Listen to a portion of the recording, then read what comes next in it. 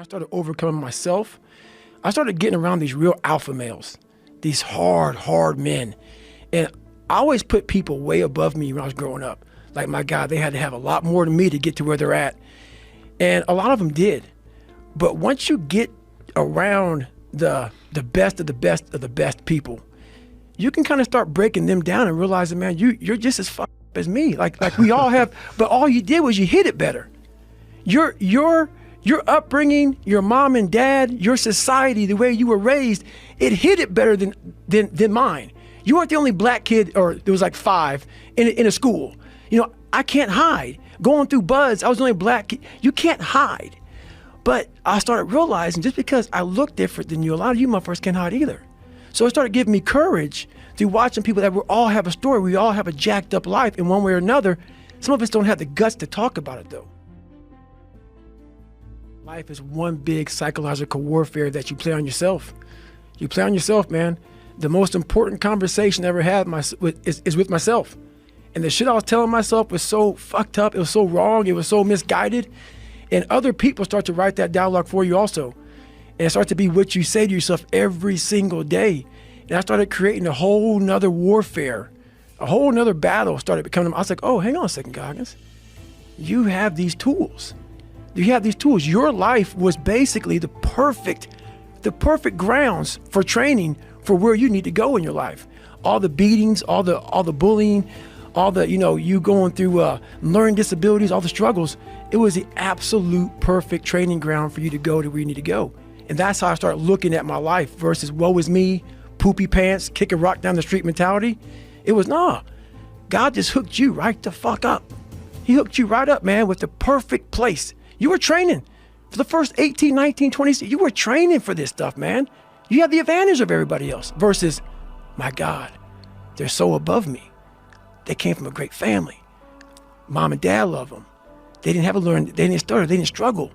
No, man, your struggle is what made you who you are now. So I started flipping this into a whole different, I started being a master of what I was scared of. I was scared of my mind. And I became literally a master of that mind. And that's what now, from now on, it sets me apart from most people. I didn't care about losing weight. I didn't care about being the fastest person. I wasn't making the Olympics. I wasn't going to pros. I could barely read and write when I was in a junior in high school.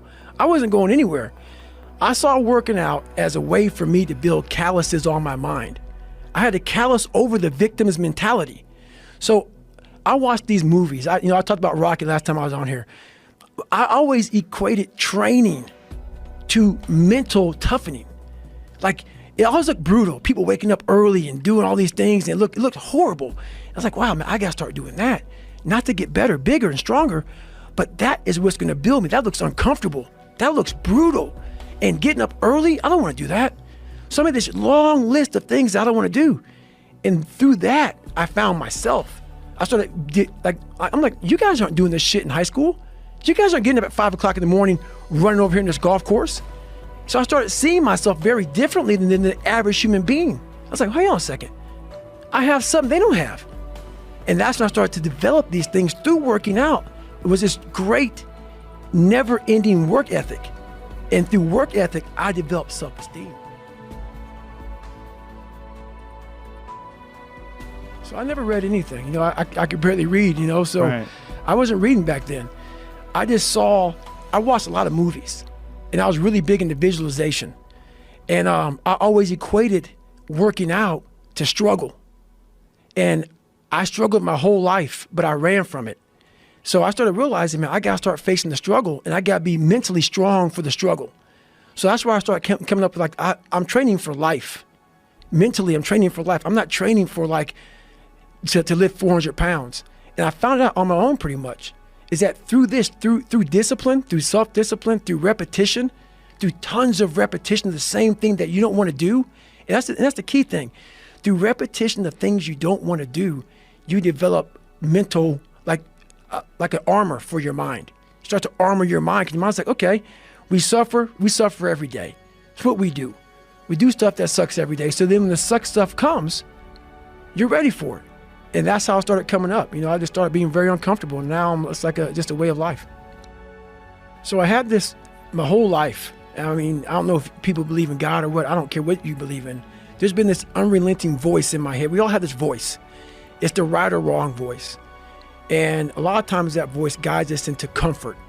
And my voice guided me into comfort a lot. But I have this other voice I heard my whole life saying, hey, motherfucker, what are you doing? No, man, we got to go over here. We got to go over here to that rock pile over in the fucking corner where nobody's at. That's where victory's at. We're over there in that corner. So this voice was giving me all these answers. Now, I wasn't a real smart kid growing up, but I had this crazy voice in my head saying, over there is where the fucking answers are. And I didn't want to listen to it because over there was pain. Over there was me looking in the mirror. Over there was me being accountable for all these things I went through my life. Even though people put them on me, it's now mine to own. And I didn't want to go over there by myself, but I had to. And this voice was guiding me there. It's God, whatever you want to call it. But that's what it was in me. I was a character. I was trying to find myself through a character. I was making different hairstyles and sagging my pants, and I was off. I was off, man. I was a clown. I was a clown, and I was like, this is not where you're supposed to be in life, man. And it's ugly when you look in that dirty mirror, and you're trying to do a new hairstyle to go to school. You know, I had a hairstyle one time where I shaved the top of my head. You know how old men had the hair like leaving their head? Yeah. Yeah. So I went to school with hair on the side of my head and in my back, and I shaved the whole top of my head. I went to school like that. I was the funny dude that came into school, like Criss Cross came out when I was in high school. So my pants were backwards. I said, you know what? I'm gonna have my pants backwards, sag down past my ass crack, shirt turned backwards with a toothbrush in my mouth with the reverse part. The reverse part is your head is shaved and you have some hair on top. Just a little piece of hair versus like a part through hair. The part was on a bald head. So it was just, I would sit at home, instead of studying, I would think about, what can I do to impress the motherfucker at school? Wow. And that became my life. And that it's a long road to hoe to get to the guy who says, now, you don't ever smile on any podcast. You look so serious. I look at that shit, I'm like, you motherfuckers have no idea who I am, where I've come from to get here today.